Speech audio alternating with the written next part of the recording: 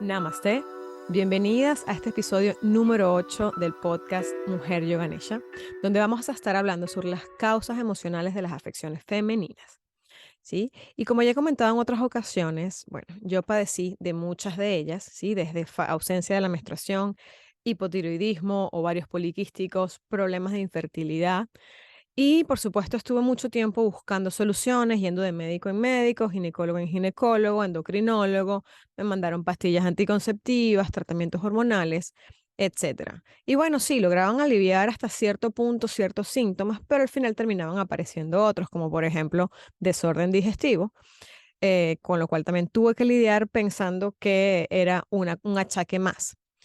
¿Sí? Y bueno, muchas mujeres realmente consiguen mejorar los síntomas de diversas afecciones a través ya sea de su cambio de hábitos, de ejercicios, incluso del yoga femenino, ¿sí? O tratamientos médicos convencionales que incluyen cirugías o tratamientos alternativos como la acupuntura, la homeopatía, por ejemplo. Pero a pesar de ello, no logran librarse completamente de su enfermedad, ¿sí? Y las mejoras solo pueden ocurrir a nivel físico, pero para poder sanar de raíz hay que ir al interior. Y como he comentado en otras entradas, somos un ser multidimensional, por lo que muchas veces no basta solo con tratar de reparar ese cuerpo físico, ya que tenemos otros componentes que son energético, mental, emocional, espiritual y bueno, esto un poco a grosso modo. Según el yoga, la sanación solo puede ocurrir cuando libramos ese bloqueo de todas las dimensiones de este ser que somos, de este compendio maravilloso energético que somos. Y eso solo va a ocurrir cuando logramos el aprendizaje que conlleva cualquier situación de salud. Sanar es como pasar un examen en la Universidad de la Vida. Cada vez hay más científicos y neurocientistas que estudian la relación de las causas emocionales de las enfermedades, así como el poder de la mente y la fuerza de voluntad para poder curarse. ¿Sí? Y existen varias disciplinas que estudian la influencia de los estados emocionales en el organismo. Sí, tenemos varios autores, como por ejemplo el doctor Hammer, que creó la nueva medicina germánica, la misma Louise Hay, que, bueno, usted puede sanar, que es la autora de este libro, Jean-Marc Villanova y Puyol, que es uno de los autores de uno de los diccionarios de biodescodificación que más se utiliza hoy en día, Enrique Corbera, el creador de la bioneuroemoción, etcétera, etcétera. La lista sigue, ¿sí? Pero al final todo llega más o menos a la misma conclusión. Sí, que la medicina convencional es maravillosa, por supuesto, para el diagnóstico y el alivio de los síntomas, pero generalmente es de forma temporal. Pero hasta que no haya un desbloqueo a nivel energético, es decir, que pasemos esta prueba, ya sea a nivel consciente o inconsciente, la enfermedad no puede sanar y podrá reaparecer para sacudirnos y encauzarnos hacia nuestra evolución espiritual. Y bueno, volviendo al tema femenino, todo lo que acontece en torno al ciclo menstrual y a la menstruación refleja cómo una mujer en general afronta y siente su vida y ofrece un reflejo bastante objetivo y sincero de cómo vive su feminidad. Los problemas relacionados con el aparato reproductor, incluso con los senos, responden en origen a un rechazo inconsciente de ser mujer. Y muchas van a decir, no, pero sí que va, yo amo a las mujeres, pero hay que ir un poco más allá y reflexionar un poco más a fondo. ¿Ok? Y la desconexión de una mujer con su ciclo puede comenzar con una experiencia, por ejemplo, negativa en torno a su menarquia, ¿sí? Es decir, la primera vez que le baja la menstruación. Y esto puede tener repercusiones en la forma en que afronta las situaciones, sus diversas situaciones como mujer. ¿Sí? Este es un punto muy importante en la vida de una niña, ya que indica su transición de la naturaleza lineal y un poco masculina, digámoslo así, desde la infancia, a la naturaleza cíclica de la mujer. ¿Sí? Normalmente una mujer que sufre dismenorrea o dolor menstrual está expresando un rechazo, ya sea a su imagen femenina o a las normas y a las reglas que sean, ya sean culturales o sociales, que son vistas como de pronto como condicionantes, como denigrantes, ¿sí? Se siente de pronto sometida o limitada o que en cierto modo su libertad está siendo coartada de forma ya sea física o emocional por estas normas sociales. ¿Sí? Y la primera infancia de la mujer nos puede aportar muchísima información vital para entender cuáles son esos programas inconscientes que conducen a conflictos con la feminidad. como por ejemplo normas familiares con respecto a los rangos de hermandad, ¿sí? Así como la relevancia y las funciones asignadas a hijos e hijas. Esto puede generar un conflicto que además se acentúa a partir de la pubertad, haciendo que la joven interiorice que ser mujer implica inconvenientes, que es una desventaja, ¿sí? Que goza de menos permisividad, o bueno, qué sé yo, queda desposeída de su rango de primogénita, ¿sí? De hecho, yo tenía una amiga que los domingos, mientras su hermano jugaba a la Play, a ella le tocaba hacer lavandería y hacer trabajos de la casa. Y esto, por supuesto, le trajo repercusiones al final con su feminidad.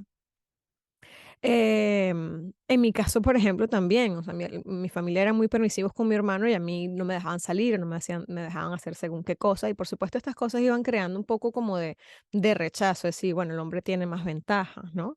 O incluso cuando me bajó la primera vez, yo le mostré la panty a mi mamá y su cara fue como fue algo como que negativo, como un momento de vergüenza, de desilusión. Sí, yo entiendo que, bueno, ahora que soy madre, muchas veces sentimos apego un poco a esa infancia de nuestros pequeños y nos cuesta aceptar que algún día van a tener que crecer. Y esto pasa mucho, pero en muchos otros casos también es simplemente porque la menstruación es vista como algo tabú, algo que hay que esconder, algo que nadie puede saber. Y bueno, todo esto va generando ciertos bloqueos a nivel emocional que eventualmente podrían o no reflejarse a nivel físico. Eso queda grabado en nuestro subconsciente, ¿sí? Luego está la parte de recibir, por ejemplo, advertencias, ya sean explícitas o implícitas, de los peligros de un embarazo prematuro, no previsto, ¿sí? Entonces esto te puede inculcar un sentimiento de culpabilidad y la visión de la sexualidad como algo prohibido o sucio, ¿sí? Detonando sentimientos ya sean de culpa o angustia en general, ¿sí? Em, Sobre todo porque la carga de un embarazo no deseado generalmente recae sobre la mujer. Y bueno, más aún si esta dismenorrea se presenta acompañada, por ejemplo, de vómitos, de náuseas, puede implicar no solamente una situación emocional de miedo, sino también un drástico rechazo de esos cánones socioculturales y las normas disciplinarias de la familia, ¿sí? Como que esta persona lo vive de una forma mucho más negativa, ¿sí? Al final puede incluso reflejarse como un sentimiento de asco hacia el modelo femenino y rechazar esas experiencias vividas, muchas veces que pueden tener incluso carácter sexual fuera de la norma, ¿sí? En general, la mujer que sufre de dismenorrea no solamente está rechazando su feminidad o el modelo de madre, de pareja, de mujer que se le ha impuesto, sino también las normas y los roles de su sexo, ¿sí? Por considerarlos limitantes o injustos, ¿sí? Es posible que haya aprendido que ser mujer no es bueno porque tiene que vivir una serie de cargas, como por ejemplo ser mamá, aguantar el deseo masculino, ganar menos que los hombres, etcétera, ¿sí? Y muchas veces incluso pueden culpar a los hombres por, qué sé yo, tener mejores puestos de trabajo, orinar de pie y qué sé yo, ¿sí? Incluso podrían hasta desear haber nacido hombres, ¿sí? Otra cosa que puede influenciar mucho es cómo fue la relación de sus padres, como si de pronto su madre tenía cierto nivel de sumisión dentro de la relación, entonces ella lo ve como que, bueno, estaba en desventajas. Y también hay otros paradigmas sociales que se van creando, como por ejemplo que las mujeres no pueden estar juntas, que las mujeres somos conflictivas, chismosas, donde en muchas mujeres hay problemas, es mejor tener amigos hombres y muchas otras perspectivas misóginas que también podrían crear estas programaciones mentales que generan un bloqueo emocional y un rechazo hacia tu propio género. De hecho, una de las chicas que llegó a mi programa del profesorado de yoga, recuerdo que me decía que, que no estaba muy convencida de hacer este profesorado que era solo para mujeres, porque no estaba acostumbrada a compartir tanto con chicas, que todos sus amigos eran hombres, etcétera. Y efectivamente, esta era una chica que tenía mucho tiempo ya cambiando sus hábitos alimenticios, em, haciendo yoga, por supuesto, para poder mejorar los síntomas de qué, de su dolor menstrual. Todos los meses era como si se enfermara porque le venía la menstruación. Y efectivamente había un bloqueo allí con su feminidad. A veces parece una cosa media extraña, medio mágica, pero realmente es así, es simplemente cuestión de probar, ¿sí? Y mirar hacia el interior y ver cómo lo estamos viviendo. Y bueno, a veces los bloqueos no solamente tienen que venir de la infancia y de estas reglas culturales o familiares, sino de eventos que pueden ir sucediendo a lo largo de la vida. Sí, que pueden ser, por ejemplo, violencia o abuso de género, y esto tiene un amplio espectro de situaciones, ¿ok? Que podrían ocasionar estos conflictos que van desde lo físico a lo verbal o a lo sexual, ¿sí? No solamente tiene que ser una violación, puede ser simplemente alguien que te haya tratado mal por el simple hecho de ser mujer, ¿sí? O te haya agredido. Y en general puedan haber habido también situaciones, por ejemplo, de rechazo, de desamor, de despecho o irrespeto por parte de una pareja que te hizo sentir inferior.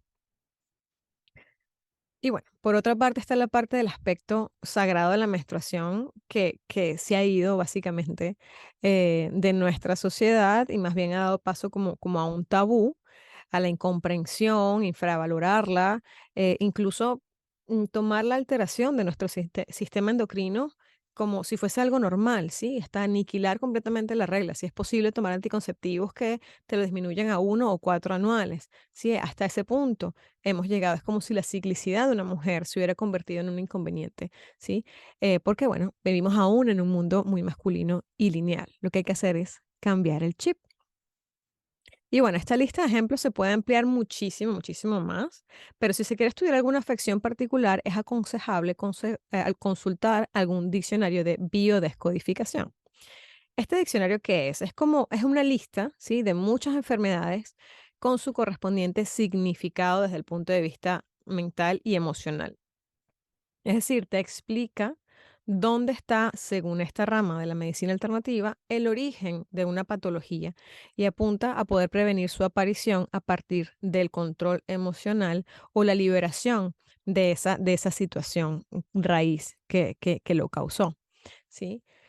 Es importante que tengamos en cuenta que esto simplemente es una guía, no es algo escrito en piedra, ¿sí? No se usa para hacer un diagnóstico porque al final cada persona es única y por lo tanto también lo es su forma de expresar físicamente sus emociones.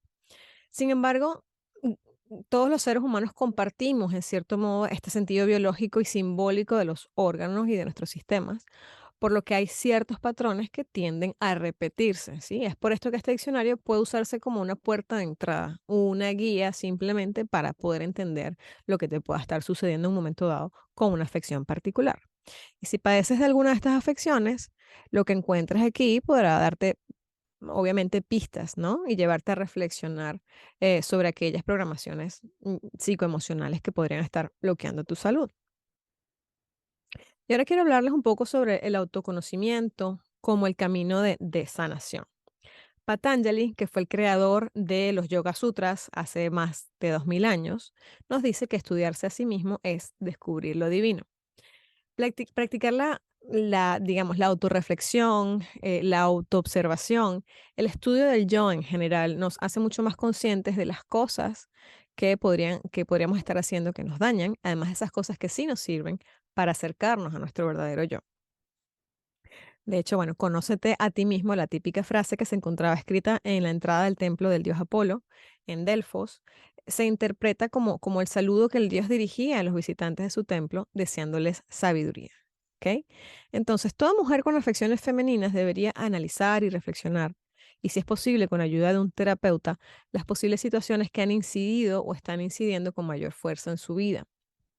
Simplemente es parte del camino de autoconocimiento, ¿sí? Desde la comprensión que puedas obtener de este análisis, ¿sí? Podrás contemplar una vida con una capacidad muy distinta, ¿sí? Que te va a permitir darte cuenta de que muchas veces lo que has interiorizado como normas presuntamente inamovibles son simplemente creencias. Y todas las creencias, por supuesto, se pueden cambiar y así entonces disolver esas emociones dañinas que causan un bloqueo energético y eventualmente causan enfermedad.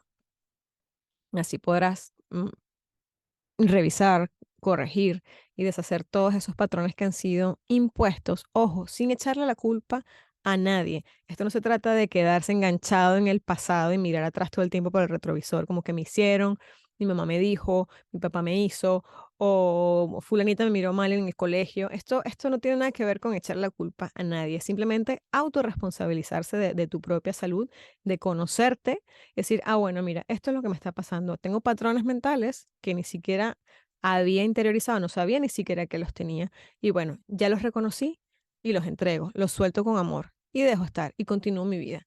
Y esto te va a ayudar a disolver muchos de los problemas que tengas a nivel físico. ¿Parece magia? Sí, pero no lo es. Esto es verídico y esto cada vez más neurocientistas y más médicos están de acuerdo con este enfoque. ¿Ok? Es simplemente una cuestión de reconocerse, valorarse, respetarnos en plenitud y en armonía con nosotras como mujeres, como madres, como parejas, ¿sí? Y como seres en general libres de atadura.